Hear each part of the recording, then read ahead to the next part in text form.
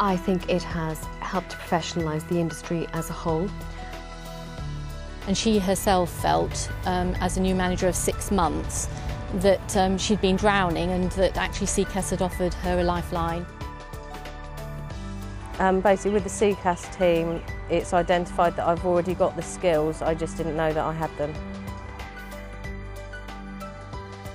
We should never rest on our laurels in education. We should never think that we've got it all the right way. We need to actually look at various ways to do it, and I think this is exciting because it involves everybody. One day, you or I may find ourselves in need of care. Now, this could be in 30 years, but it might be next week. Either way, I want the experience to be as good as possible, not only for me, but for everybody. And that's a vision which hinges on having the right skills in the right place at the right time for the right people. So just suppose, with a little support, a whole range of caring organisations could achieve that vision for themselves. Well, in the South East, that future may be nearer than we imagine, because for the past 3 years, an innovative support service has been piloted with over 500 care providers and 9,000 staff. And Stacey is from Skills for Care, responsible for developing the care workforce. So tell us a little bit about this new project. What this project does is makes that real on the ground for employers and for the people who are delivering care, because it has people going in who have sector expertise, absolute knowledge of the sector, up-to-date knowledge of the sector, going in, working with employers, supporting managers who are busy people who are spending most of their life trying to deliver the care on the ground, who don't necessarily have knowledge of or are not experts in workforce development, and it goes in, has people working alongside the managers to enable them to identify what it is that the staff and the employees need to be able to deliver the care, what skills they need. And I guess given that this is a sector which is going to change very rapidly, and we all know that it's really going to grow, having a model like this which is very flexible and very sensitive to real needs is fantastic, isn't it? It's fantastic. The jobs that people are doing in care are changing because as we move to people getting more control and choice over their own care packages, if you like. And what that then means is that the range of skills that people need don't fit neatly together. And will also change constantly. And what this does is allows people to constantly update, constantly look at what those changing needs are, and then pinpoint absolutely specifically what it is that they need next, and also identify where they can get it. For employers, SECAS has offered a genuine one-stop shop in terms of being able to go somewhere that they can get the right support and advice to look at both what their staff need, but also then in identifying how they can get that learning and training delivered. And I guess the effect of this is going to be, you know, that services are going to not necessarily improve, but they're going to become much more consistent, aren't they?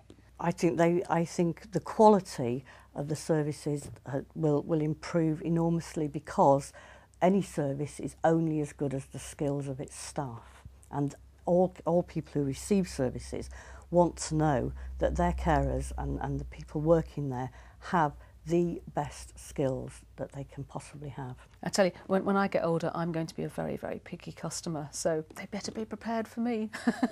Anne, thank you very much.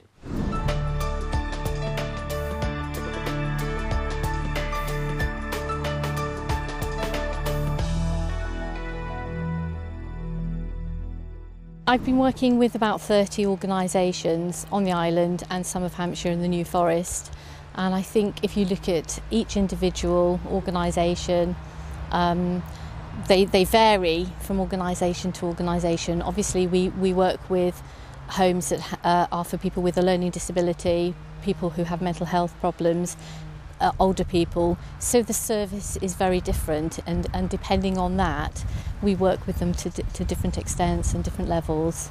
I've seen huge areas of change, sometimes small areas but huge areas too, so very individual. If you think about the person-centred approach, and you think about instead of having an organisation that has services that it offers that individual, person-centred approach means turning that round, looking at the individual and setting the services to fit their individual needs and wishes. And really being involved in the SECAS project has been very similar to that, in that instead of taking off-the-shelf courses, which the training providers have, we've actually gone back to the managers, individual managers, looked at their needs, looked at the needs of their staff, obviously to reflect the needs of their service users, designed bespoke packages more often than not, gone back to the training providers and said, actually, no, that isn't what they need this, so can you tell me how much that would be? Can we look at how we might fund that, and then take those packages back to the manager and have a choice. We've invariably we try and give choice, and so that they can actually choose which they feel is most effective for their staff. It's made it a much more flexible approach to training, learning and development, because when you're working with the manager, talking about different people's learning style, so I think it's given that sort of flexibility to look at learning and development in a much more positive light. I think that one of the real benefits for me working on the SECAS project has been to work with individual staff members. What it allows us to do is actually look at the skills that they have and the skills that they would like to have before we approach the manager and look at what the manager would actually like, where they would like their skill level to be. That's really important, because I think we're actually engaging with the individual first of all, so that we can look at what's going to be meaningful for them, what they need.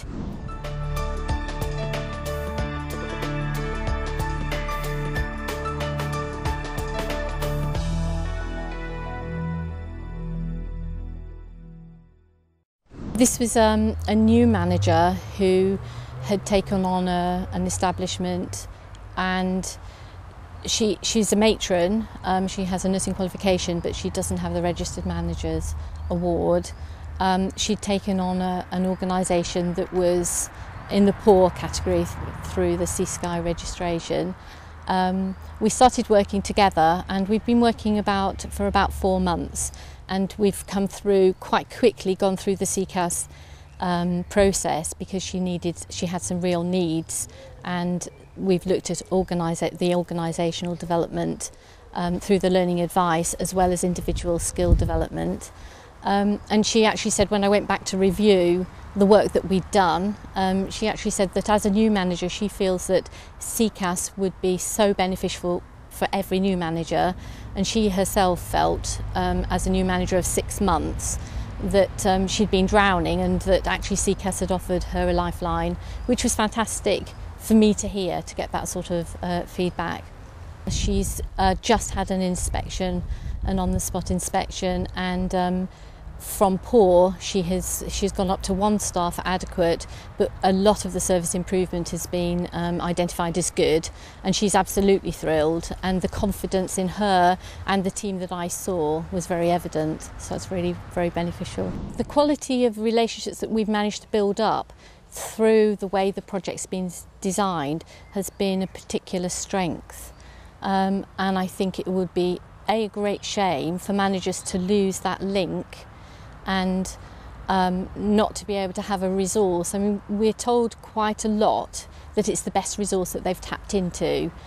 Obviously, we're all working towards improving the quality of care for the service users, and if we believe, in the evidence has shown us that the SECAS project has had an impact on changing practice, and if we lose that, obviously, you have to think that perhaps the service users are also, going to miss out from that approach.